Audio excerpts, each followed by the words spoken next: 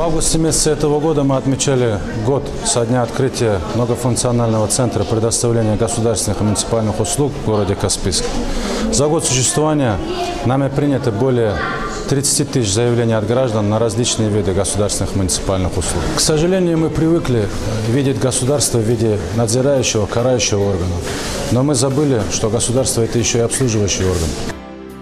В связи с открытием МФЦ для наших горожан, нашего города лучше стало, так как меньше беготни, вся информация, которая необходима для наших горожан, отсюда достоверно, своевременно, кратчайший срок обеспечивает и обслуживает. Нет больших очередей. И потом вот общаешься непосредственно один на один. Все, что тебя интересует, тебе здесь объяснят, обслужат очень хорошо, не конфликтно.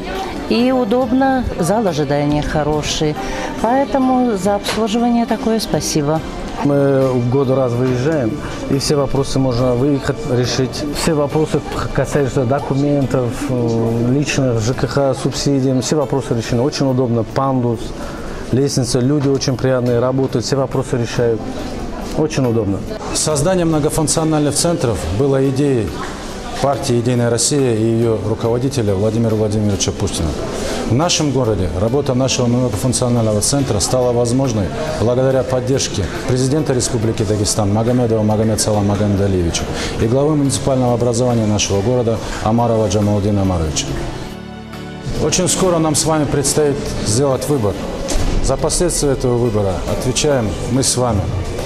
Не верьте слухам о том, что уже все решено, что не стоит идти на голосование.